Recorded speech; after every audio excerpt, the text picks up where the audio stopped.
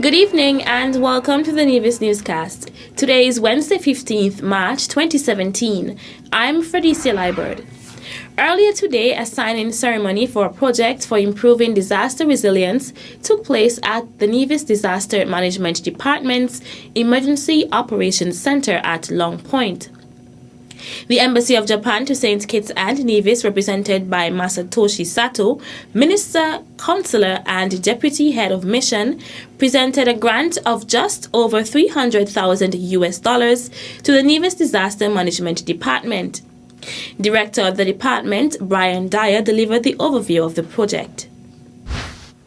This project entails 1. The refurbishment of the Alberta Payne Community Center at Bath Village, construction of rock reinforcement along the waterway in Stony Grove to mitigate flood and flood damage, construction of a retaining wall at the Fenton Hill to mitigate the occurrence of rockfall, the installation of aluminum shutters on 10 community centers, repairs to the roof at the Butlers Community Center, the installation of water pumps at the Jessops Community Center and the Prospect Community Center.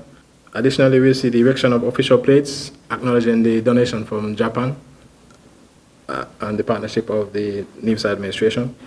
And finally, we'll have a financial audit to ensure that the money was well spent. The featured speaker for the morning's signing ceremony was Masatoshi Sato, who emphasized his government's continued support to the Nevis Island administration. The government of Japan is delighted to be a part of this project and support the invaluable work of the Nevis Disaster Management Department on disaster risk reduction, preparedness, and management. Japan and St. Kitts and Nevis have long enjoyed friendly relations. Our two governments are accustomed to cooperating bilaterally and in international fora. Today's ceremony demonstrates how strong the bilateral relations are built, not only through intergovernmental interaction, but also through cooperative efforts on a community-based grassroots level. I truly look forward to the continuation of such efforts of cooperation and friendship between our two nations in the future. Following his remarks, Dyer and Sato both signed the Memorandum of Understanding to begin the project. Witnessing the significant signing ceremony were permanent secretaries in the NIA, as well as community center managers in the various parishes around the island. Permanent Secretary in the Premier's Ministry, Wakely Daniel, was also a part of the head table. The Ministry of Agriculture on Tuesday formally embarked on a project to save one of Nevis's historical points at Coconut Walk. The project, entitled the Slope Stabilization and Erosion Control Measures at New River and Coconut Walk Estates, as the name suggests, is trying to prevent the sea from further taking in a limekeel building. The Organization of Eastern Caribbean States, OECS, with funding from the European Union, is working with a number of agencies locally to implement this program as part of its climate change agenda.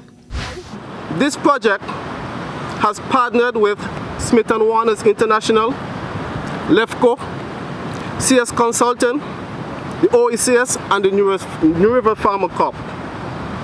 This project aimed to reduce the coastal erosion in this area of the shore from the seas. It is quite unfortunate we will not be able to do the entire area. But as this little work starts, we do hope that it will continue. The Acting Director of Agriculture, Randy Elliott, paid tribute to Evelyn Henville, Keith Lee Amory, and Claudia Drew, representing their different organizations who conceptualized this project in 2014. Project Coordinator Lilith Richards, in delivering remarks, called on the residents of Nevis to pay attention to climate change. Issues such as sea level rise, reduced rainfall, and overgrazing are all negatively affecting the coast and changing the landscape of the island. It is important for us as a people to pay attention to what is happening to our island. It's not just a buzzword, climate change. It's a reality. It's something that would determine how we live here and it will certainly affect future generations of Nevisians. Representing the consultants to the project, Smith and Warner International, Chris Hilton said a number of issues were considered in coming up with a design for the project. The design that we came up with was a revetment, a 65-meter long revetment. For those who don't know what a revetment is, it's basically a boulder structure which is laid at an angle along the shoreline. And what it does is that it dissipates wave energy. Boulders are placed in a strategic manner, and it's such that they have voids in it, and so when the waves run up against it, it loses energy and the wave energy dies. And also critical to the process is the size of the boulders which we would have come up with. And the size of the boulders are dependent on the wave forces which reach the shoreline. Permanent Secretary of Agriculture Eric Evelyn emphasized the ministry's full support for this project as it has the potential to benefit multiple sectors. This project, of course, will benefit our farmers here in the area. Of course, it will also benefit tourism, because of course we know that the structure that will be built here will be protecting the lime keel as well, which is one of our historical and heritage sites. And so our history will be protected, our tourism will be assisted because we are in Coconut Walk Estate, and of course our farming community, our agriculture will also be assisted. And so we have several beneficiaries of this project. Tuesday's short ceremony was attended by the Department of Agriculture staff as well as representatives of other agencies affiliated with the project, such as the Public Works Department and the General Contractors, LEFCO. The Alexandra Hospital on Wednesday morning accepted a donation from the Seventh-day Adventist Church. The small donation ceremony took place at the hospital's conference room, and the presentation was done by the senior pastor of the Charlestown Seventh-day Adventist Church, Stanton Adams. We are pleased to present to your institution these valuable lab equipment. I am told that there are some HemoQ analyzers, and they are supposed to be used in your laboratory functioning. This gesture is part of our Outreach Helping Humanity mandate, and as a world faith-based organization, wellness and health is part of our teachings and philosophy. No doubt healthcare comes with a cost. I know that for a fact because as a world church, we also run some of the medical institutions around the world, and we are very pleased to partner with you in whatever way we can. Dr. Floral Hobson, who oversees the outpatients department at the health facility, outlined the uses of the equipment. What we have here is a HemoQ lab point of care device, and basically what it does is it allows us to, from a finger prick sample, to be able to tell the white blood cell count and the HB for any patient that passes through our institution. So it will make the lab process much quicker, much easier, and less painful. Hospital Administrator Gary Pemberton formally accepted the donation on behalf of the Ministry of Health. And what we are trying to do is to be more efficient at what we do here at the hospital. We are already doing blood glucose testing at the outpatient department. That can be done instantly. And with this addition of this white blood cell analyzer, this also will be able to be done at the outpatient department, so the patient will get the results instantly. So it makes us more efficient, and then we can better manage our cases at the outpatient department. So this is a very significant contribution to the healthcare here in Nevis. So I just want to extend our gratitude to the Seventh-day Adventist Church, and we hope that we continue to partner with us so that we can continue to improve our service delivery here at the hospital. Witnessing the ceremony were matron of the Alexandra Hospital, Aldris Pemberton Diaz, Health Director Rabina Wilkinson, Nurse Manager Joya Lake, as well as Adventist Church Treasurer Varina Williams, and Community Services Leader Sylvia Parry. Still to come, Culturama 43 well on its way with first release of Calypso Song. The details are after this break. As a responsible taxpayer, you help to finance free healthcare at all health centers on Nevis. Thank you for putting country above self. This message was brought to you by the Inland Revenue Department, Nevis. Be a responsible citizen.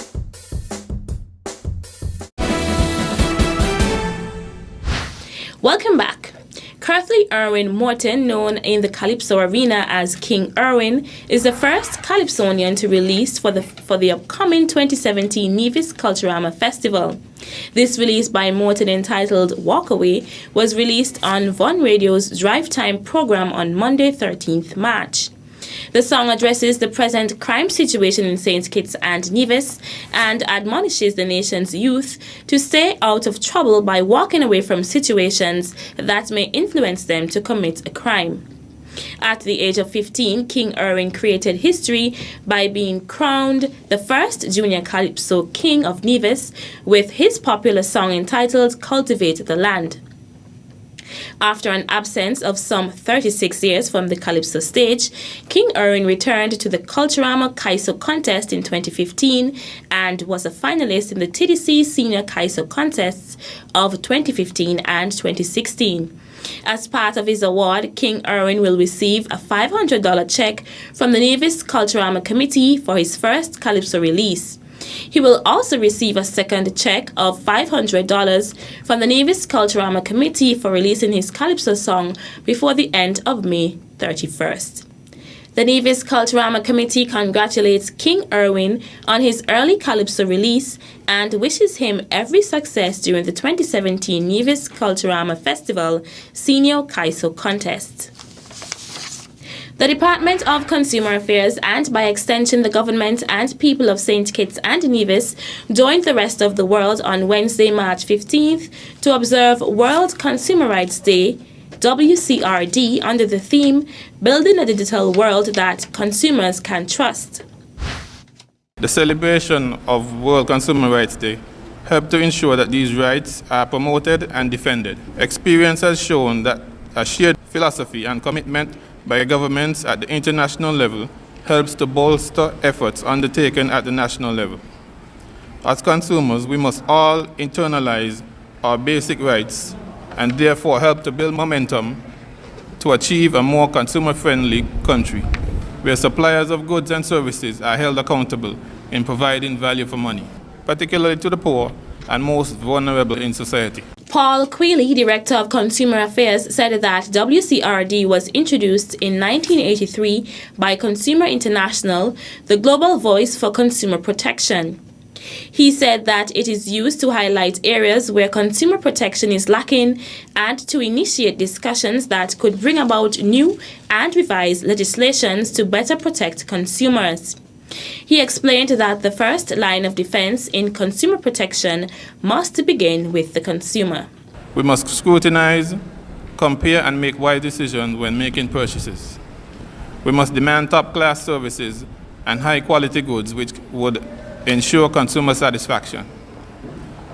Consumers must always be aware that they keep the business doors open by patronizing these businesses. The consuming public should be confident in knowing there is a mechanism for redress when their rights are infringed upon, and businesses should also be aware that the consumer, having been empowered with the knowledge of your rights, including the right to take your business to their competitor, should act accordingly and provide top-class service for these customers. Quealy said the United Nations UN General Assembly adoption of the UN Guidelines for Consumer Protection provide a sound framework with 8 basic rights for consumer protection. These include the right to satisfaction of basic needs, safety, be informed, choose, redress, consumer education, and the right to a healthy environment. That's it for this edition of the Nevis Newscast. On behalf of all of us here at the Department of Information, I'm Fredicia Liburd. Thank you for viewing.